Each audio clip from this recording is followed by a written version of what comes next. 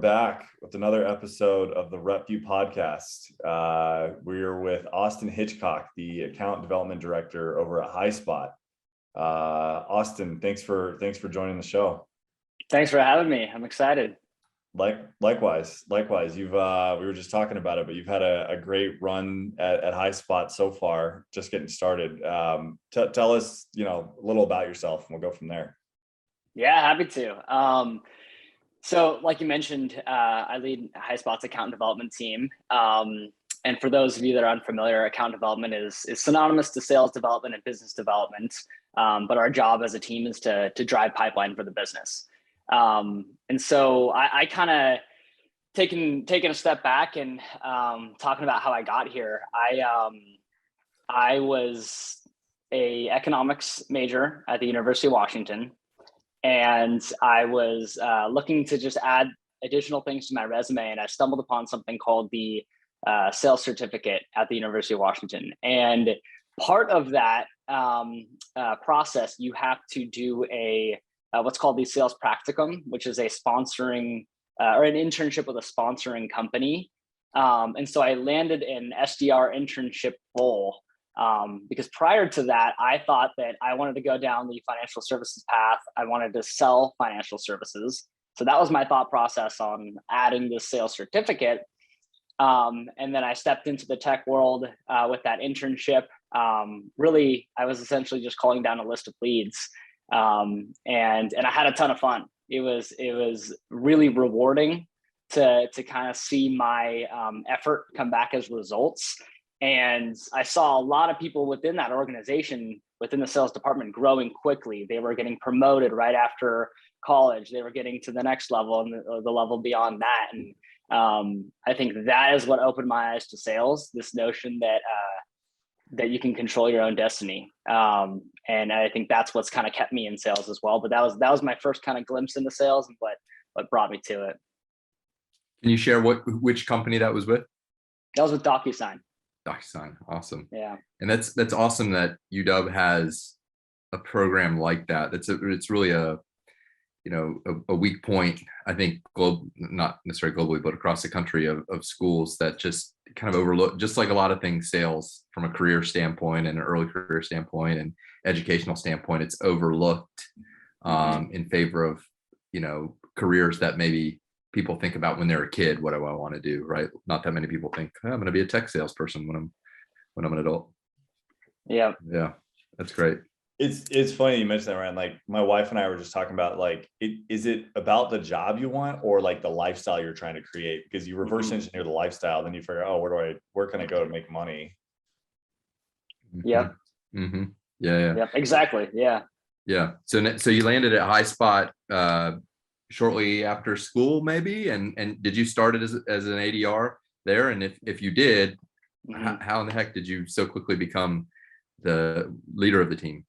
Yeah. So right around graduation, I was taking a summer quarter. I was finishing up. I still had one last quarter to finish school, and Highspot found me. They saw my experience at DocuSign. They reached out to me proactively on LinkedIn.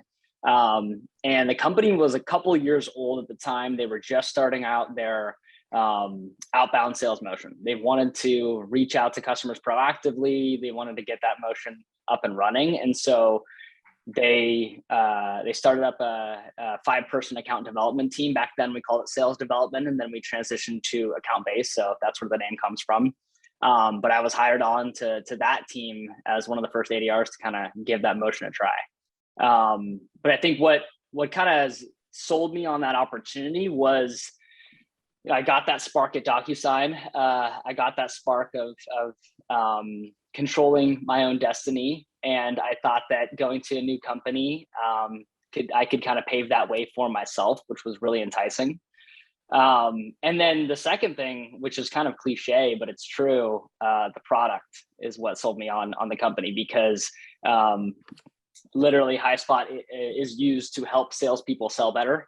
And I could get behind that. I could understand that value. And I felt confident in my ability to talk to people about that. And so, that's why I kind of chose Highspot among other options. That, and of course, it's kind of hard to say no when the CEO is talking to you about the product and selling you on the company vision and whatnot when we're a 20-person company. So that's what brought me to Highspot. And I'd say that the reason why I'm still here, the reason why I've had success has been kind of linked back to that initial control your own destiny component. At Highspot, we call it earning the next challenge, which is kind of how we refer to individuals getting promoted and taking on that next opportunity. But as the company continued to grow, I guess you could say I grew along with it. And I realized that in sales, especially hiring early in career salespeople, that was what was also driving the majority of them as well. And we could offer that as we were growing. We could start offering that as a selling point to join the company and join the team. And so as I stepped into different leadership roles, I tried to figure out how can we operationalize this? How can we create an environment where other people on my team can have the same opportunity I did and continue to grow with the business? Yeah, love it. Yeah, it's good. You're essentially, so a lot of the stuff we focus on here when we talk to sales leaders is how do you get your foot in the door? How do you win? How do you get in the interview? How do you get hired? But essentially you are the playbook for when you do get hired, right? Like this is the plan, right? And so, you talked about drive and motivation and, what's motivating you to continue to move up. It's a bigger org now. Are there other learnings that you take in terms of like tactical things that you did with your accounts or how you manage things or kind of operationally that you've taken when you're a 20-person company and you're one of the first 5 SDRs, you're creating a lot of ideas of what works and what doesn't work. Are there examples of things that you did and now it's like, hey, I'm going to apply this to 80 ADRs in my team or however big the number are? What are some of those things? Because I'm guessing that's why you're in the spot that you are, that you not only had success, but you kind of thought about process and building a machine to help these ADRs. Talk to us a little bit about that. Yeah, I think the philosophy that I have on sales development in general is people want to talk to you if you have something to bring to the table. And there's so many people out there that are sending emails, cold calling, sending messages on LinkedIn, et cetera, you name it. You're competing against the noise, right? That's what your job is as a sales development rep. You're fighting against all the other noise that these C-suite and VP level prospects are experiencing on the day-to-day. And now I feel that as the leader of this team, I have that unique kind of perspective that I can now be on the other side of things. But when I was in the role, I started to find that out early on, that if I was going to get a response, if I was going to get a meeting, if I was going to talk to the right person, I just needed to do things a little bit differently. I needed to add a little extra touch of personalization. I needed to send a video of myself. I needed to do something that just stood out. And so that's kind of been our mantra ever since we started our team. It's high quality, high touch, like very personalized messaging, multi-channel. You've got to use other channels. You can't just cold call. You can't just LinkedIn message. You can't just email. Because now in the position I'm in, I have a particular way that I like to engage with sales people that are selling to me. And if you think about that from a salesperson's perspective, so does everyone else. Everyone else has their own way they like to engage with a seller. And there's really no way of you knowing unless you kind of try all the different options. I personally love LinkedIn. Like if you message me on LinkedIn, I have so much less noise on LinkedIn. I will respond to you on LinkedIn. If you send me an email that's relatively generic, no chance. If you call me and don't leave a voicemail, probably not going to call you back. So that's me personally. Other people are totally different, but yeah, it's leveraging that multi-channel and that personalization at scale, I think, is the first thing that comes to mind from our sales philosophy. Awesome. How does it translate on the hiring side? Like what's the best thing you've seen somebody do that you've hired? Or maybe you didn't hire them. Yeah. it surprises me how few people send a message prior to an interview. They don't reach out to the hiring manager. They don't reach out to anyone on their loop until after the interview. And if you want to get your name out there, if you want to make an impression before you even have a conversation, that's a really easy way to do it. Like, again, very rarely do people do that to me. Do they send me a LinkedIn message saying, hey, I'm interviewing for Highspot, or hey, I'm interested in the opportunity. Would you mind having a conversation? You'd be surprised if a company is growing and hiring, and you ask to talk with a hiring manager instead of going through the application process and talking to recruiting. They're likely going to talk to you. They're likely going to give you advice on how to get the job because you reached out to them. And so that's something that I think relates very well to sales too. You've got to be personalized. You got to be personable. So just try that out. If you're looking for a job, ask someone internally to talk about the opportunity. Ask the hiring manager, or try and find who the hiring manager is. That's worked a ton for me, being on the other end of it. But like I said, it doesn't happen often.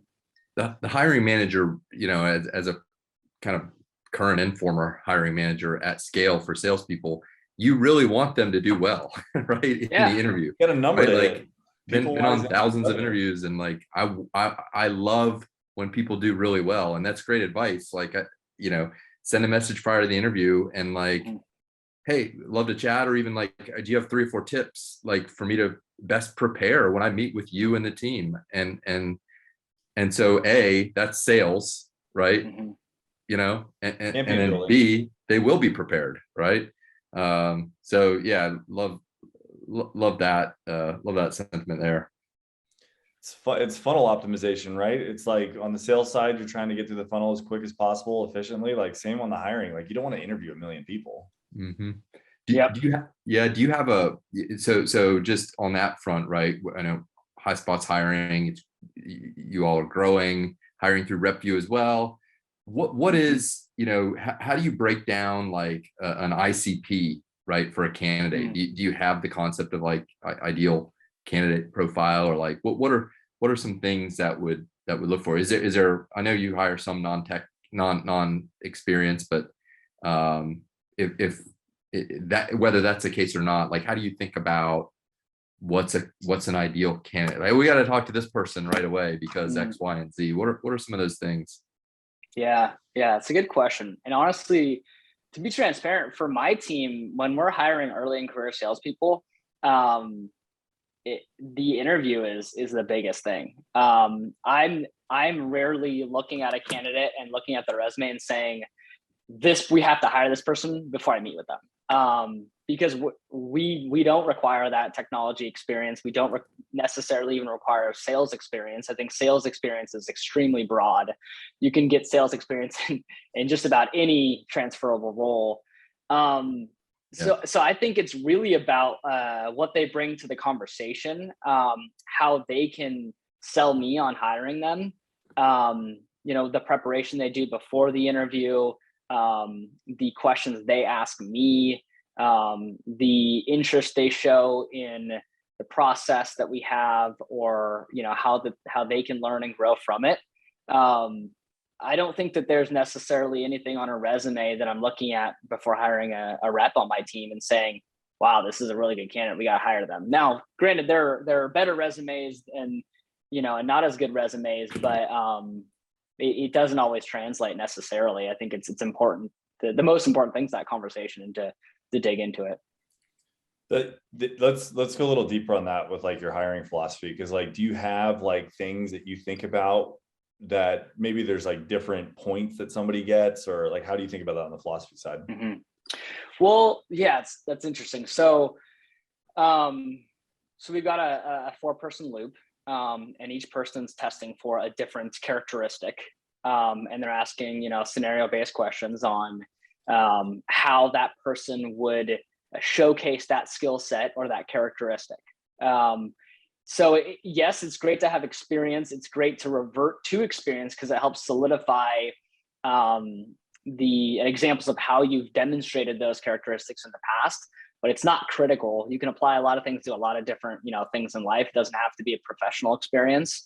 And I think that just goes back to our recruiting philosophy on our team, which is we're hiring entry level, like early in career salespeople. So they might not have had selling experience in the past. That's quite frankly okay. We don't require it, and a lot of times we kind of prefer it in a weird way because it's a challenge to hire entry level salespeople from other companies, because if you're in sales and you're doing well and you haven't been promoted or you're not earning the money that you should be, then you're probably at the wrong company. Now, if you are doing well and you are a top performer, then why are you leaving? And so I think that when it comes to an account development role, we invest heavily in internships. We invest heavily in getting them this to be their first job, so that they can grow with Highspot, as opposed to trying to take someone away from another company. How do you so that leads to a really relevant topic. I actually posted on LinkedIn sort of related to this morning, but you've got a big team, you've got ADRs, everybody knows it. Now people are hiring remote, they're all getting called. How do you think about career leveling as it relates to, like, hey, I've got 7 months invested in this ADR, they're on a great path, they could do really well, they could get multiple promotions over the coming years, but they're already getting calls for roles that, maybe we know that they might not be ready for. How do you think about that in terms of retention, given obviously there's some slowdown in the markets, but overall the last few years it's been crazy? Yeah, that's a really good question. I think the biggest selling point in being on the team is also, to attract talent to Highspot is also the reason why we're able to retain. It's that, so as I said earlier, Highspot's account development team, the goal is to drive the revenue pipeline for the business, right? But equally as important is our role in the talent pipeline. And so last year alone, we hired or promoted 36 people on my 90-person team into roles across the org: account manager, account executive, sales engineer, services manager, enablement, RevOps. Did anybody go to sure recruiting? I'm forgetting others. Yes, someone did go to recruiting. Yeah, I think that's a career path that's underutilized, SDR to recruiting, because it's the same thing. Yep, exactly. Especially on the sourcing side. Yeah, 100%. I couldn't agree more. And it's because we've established our brand internally as the talent pipeline for the business, not just the go-to-market side of things as well. And that's a benefit to the business for multiple reasons. You're hiring people who are already product experts, which is great because we'll use our product to sell it. It's much cheaper from a talent acquisition standpoint. And then it's great for culture. It's great for motivation. And I think that answers your question, Ryan, is like that talent pipeline, building that up and making that extremely transparent is how we retain talent. But it's not that easy. It's not just making the decision that we can promote people and there you go, we're done. It took a lot of work as we've kind of grown and scaled to performance manage, set those expectations, set processes in place to headcount manage, to forecast, et cetera. When we were small, we grew a little bit, but when we started to scale, and I took on more of those leadership roles amongst the team, I realized that, like I said earlier, that was our biggest selling point. And so once we got to around 100 in the organization, we had to develop like a hiring rhythm that's linked to the other hiring rhythms of different teams that we typically promote into across the org. And so I meet quarterly with all the various hiring managers on different teams, account management, sales engineering, account executive, et cetera, on what their growth plans are based on how the business is growing. And then I apply that to my hiring plans so that I can forecast what we call like positive churn, which is me promoting into my right. top people into other roles. And then we do career fairs for those hiring managers so that they can sell ADRs on their role versus another role. And like Shark Tank. Yeah, like Shark absolutely. Tank. Yeah, my team. Yeah. You're on a good path in terms. So like I used to say, like the ADR team, SDR team, right? You're 40% positive attrition, 40% might not make it, or 45%, 45%, and then 10, 20% will maybe extend their tenure in that. And I think what I'm hearing, which is what kind of I expected based on your positive scores on RepVue and other places, is you want to promote you want to promote as quickly as possible and reward success, but you also don't want your hand to be forced, right? Which is what can happen many times. Let me go back real quick to on the recruiting front. Can you share? You mentioned you have a 4-person kind of panel, right? And one person might be responsible for A, and then a characteristic. Can you share some of those characteristics that you're digging into? First of all, can you share them? B, if you can, do you share them with candidates up front if they ask or if they don't ask? Like, let's talk about those characteristics just a little bit so the listeners understand, how can I get a job there? Maybe how can I do better in the interview? Yeah, we won't share the specific characteristic, but what we will do is give them an overview of kind of what we're looking for. We'll talk about, things like, and there's kind of it's a multi-layers, right? Each interviewer is interviewing for a topic, and then there are specific characteristics kind of underneath each topic. But for example, you've got, we kind of give them the philosophy up front. We prep them on questions to ask. We don't want candidates going in blind. And so giving them kind of research, articles they should read, things that they should come prepared about, what they should know about the product. And then kind of the outline is you've got to know the product. So that's going to be part of it. You've got to, we're hiring people who are top performers. So you got to know what it is that sets you apart. We're hiring people that fit the culture and that want to be a part of something bigger than themselves. And then we're hiring people who are motivated and who want to pursue additional roles. And so every characteristic or section within the interview process kind of digs into those areas. And we ask questions that kind of pull out those characteristics that are underlying in kind of that summary, if that makes sense. Yep. Absolutely. So things like, for example, you can nod your head, things like grit, right? Things like curiosity, right? Yep. Things like team player. Yeah. Like, were you ever captain of a sports team? Do you ever ask stuff like that? Yeah, I think the question would probably be, were you ever in a leadership role, and what did that teach you, or something like that? Yeah. Mm-hmm. I like that. But yes to all of those things for sure. Absolutely. Come out of there feeling like you just talked to like a psychologist. Yeah. So to flip that, what's the favorite question that you've been asked from a candidate, or a couple of them that come top to mind? That I've been asked, or that I have asked someone? Yeah. Well, let's go both. Okay. Yeah. I have 2 questions that I really love asking. And like, this is the cheat sheet for sure. So if anyone's listening to this, you will get these questions if you're interviewing with me.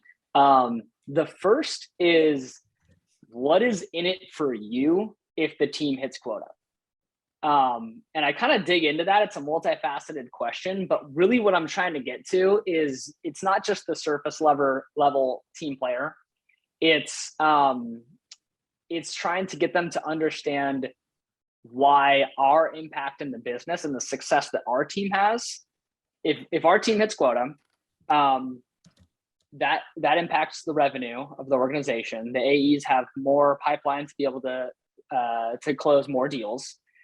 If we generate more revenue, the business starts to grow and hire across various roles in the business. And then if you're a top performer, that benefits you because you're the next person up for that next role. Yep. And it's kind of a flywheel. And so what I try and get to is pushing them to be a little bit selfish and tell me, no, it's not just about like, it's great for culture, great for morale, but it's also, that can directly benefit you, because if the team is doing well, you will be rewarded for that as well. And so that's one of my favorite questions, and I kind of help people get to that answer. It's It's not necessarily one that I require them to know it. I want them to understand it and to buy into that, because that's critical to our culture and to our team.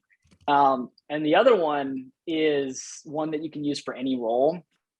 But I really like it. I think it's a fun one. It's, what did I not ask you that you think I should have? What's a couple good responses that you've gotten? Like what would set somebody apart with that question? I've seen it been taken many different ways, which is why I love the question. I always ask it at the very end. And oftentimes a candidate explains something that they were holding back, or that they wanted to share, but they didn't quite know how. I've had candidates tell me about their, what really enables their drive personally and why they're so motivated. I've had candidates tell me, well, you didn't ask this question, and I think that's really important for this role. And then I'll say, great, so tell me what the answer is. And so then I'll get to kind of hear their perspective. I'll get to hear their perspective on what they think about the job and the opportunity, and what they think is important for the role as well. And sometimes I even get feedback on my own interview. They'll give me, hey, well, you asked me this question, but you didn't dig in deeper. Why didn't you dig in deeper? And I'm like, great question. Love that. Tell me more. So it's always a really good one. Have you ever purposely held back a softball question, hoping that the candidate says, why didn't you ask me this? When you run out of time, yeah, absolutely. Oh, no, you'd have to like consciously do it though, right? You're like, oh, I know I'm going to ask this question, but I'm purposely going to hold it back, hoping that they actually ask it to me. I think, yeah, absolutely. I'm trying to think of an example of when that's happened, but you'll go on a topic, and if they talked a lot about it, I might hold back and wait till the end to just see if they elaborate more. And that is often an opportunity for them to do so. If you were interviewing for senior enterprise salespeople, the response you'd probably get would be, how soon can I start? Yeah. Or how soon can you start? It's like the grizzled vet. Mm-hmm. So to flip that then, what are some of the best ones you've been asked? That's a really good one. Good question. I'm always impressed by questions that are just different than the typical, right? The typical, what makes a successful person on the team? How did you get to where you're at? Those are all questions I get frequently. I've gotten a couple questions recently that were impressive. One was something along the lines of, what's a big challenge that you faced and that you would have done differently? And so it kind of gets me to be really introspective, and it shows me that they want to grow, but it's not just kind of surface level. They want to truly understand what does it take to get to that next level? What does it take to get to multiple levels from there? And what challenges do you experience along the way? I think that's a really fascinating one, because a lot of people kind of glorify sales as, you win a lot, you close a lot of deals, and it's all good if you're the best person. But you fail a lot more times than you succeed. So those kind of questions I think are always really good. Mm-hmm. Love it. I always used to like the you back into how much does this person care about their own success, and how strongly do they want to win? And then I would look at kind of the line of questioning that they have related to making sure that they truly understand the product that they're going to be selling.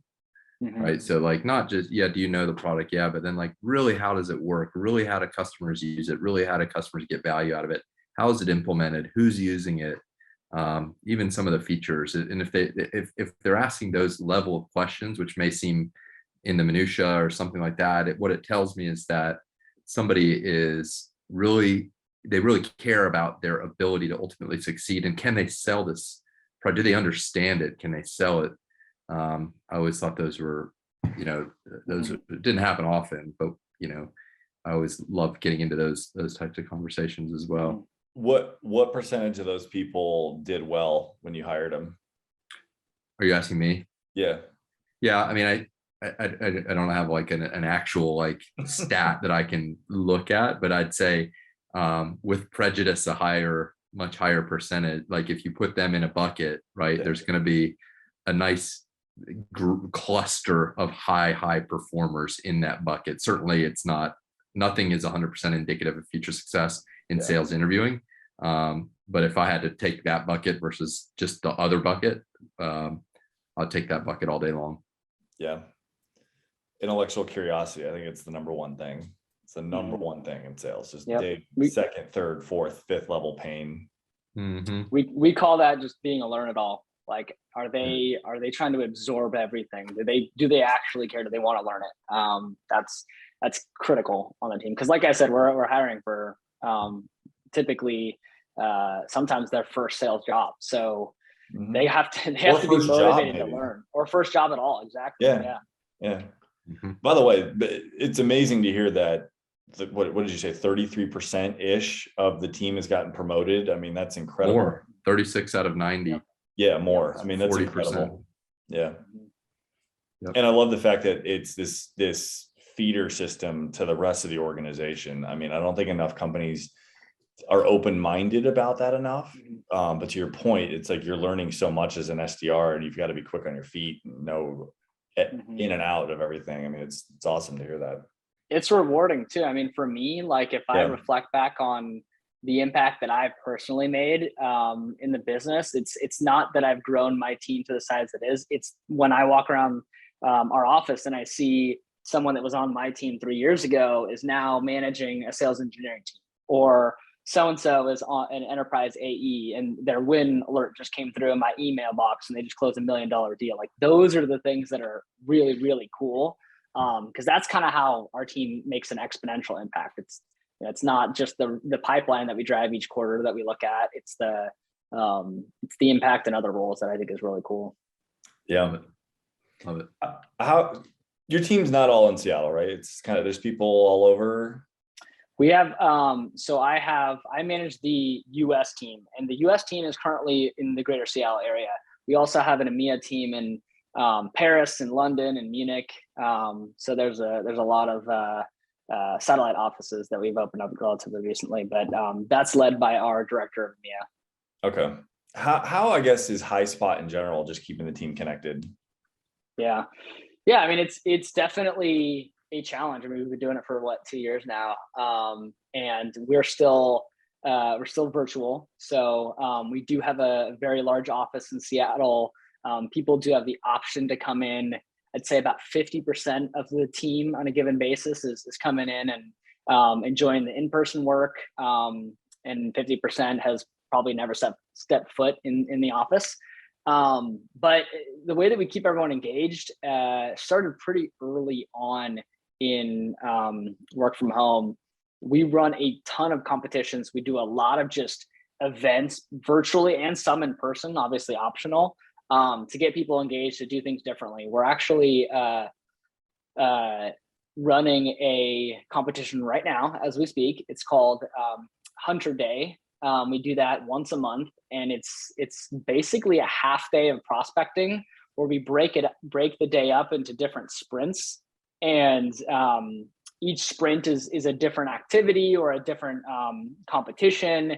We have different rounds for those, and so you can win a round, you can win the all-up competition, you can win team prize, etc. And then they're done at like 2:00. That's day's over, finish up. And so things like that to just kind of have fun, interact with one another, but in a way that's also like productive and impactful for the business is kind of how we've stayed engaged, stayed connected. Big believer in having an office as an option, but yeah, we're not requiring anything. We're still virtual first is what we call it. Yeah. Cool. What else, Darin? I think we covered most of it.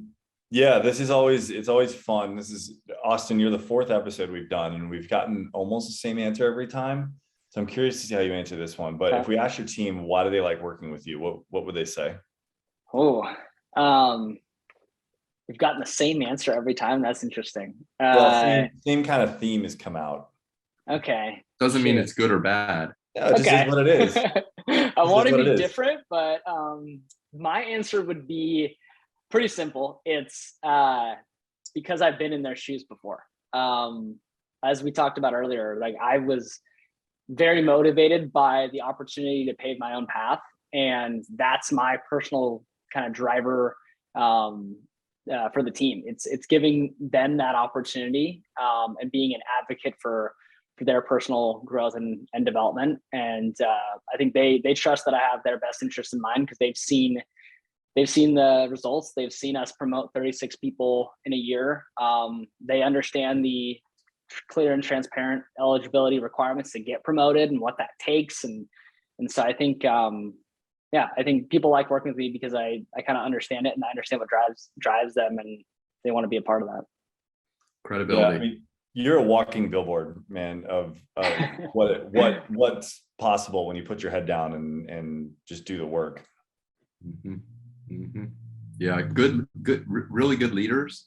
They can, I would say bad leaders can have done the role and still not get credibility and respect from their team, right? I mean, so it takes more than that. And I think I can appreciate your answer, because I've been there as well, where I did on the same org manage people that I did the job for recently, and it is a super huge advantage for you walking in their shoes and understanding the pain and knowing that, and they know that since you understand the challenges, you're going to go to bat for those folks to help eliminate those challenges. So love that.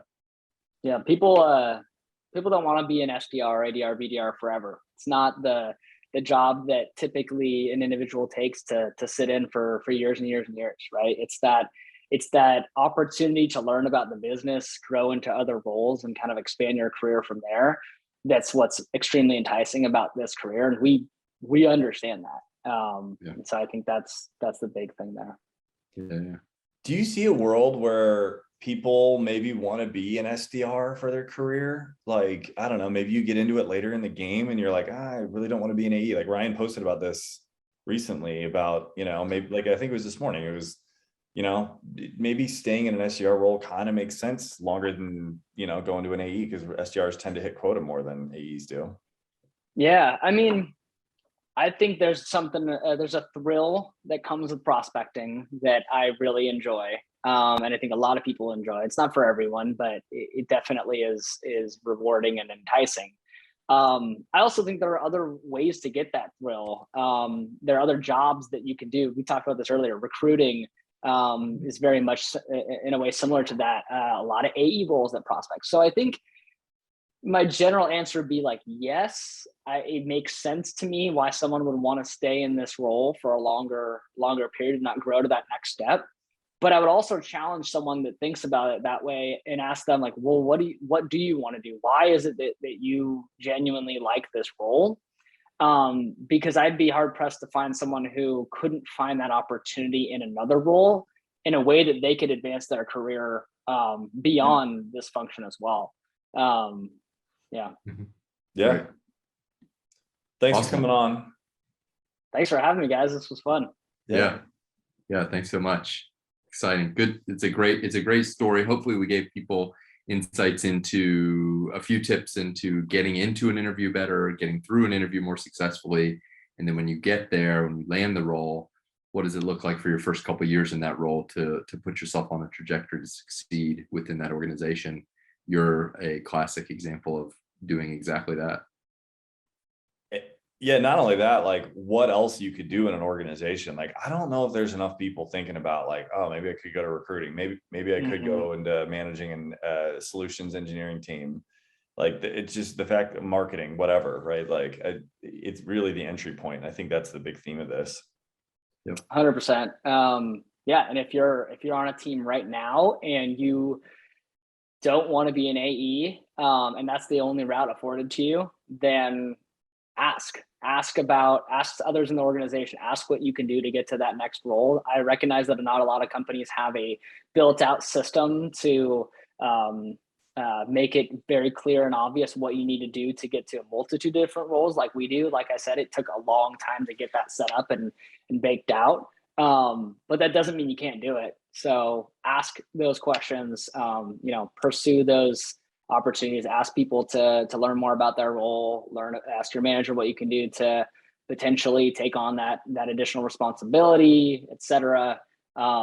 Just because it's not a paid path, I think people early in their careers think that it's impossible if it's not something that's been broadcasted to them that it can be done. And I think that's an important kind of lesson to learn. Awesome. Yeah. Great. Thanks, It's been Austin. awesome. Thanks, you. guys. Yeah. Appreciate it. Yep. Definitely. Thanks. See ya.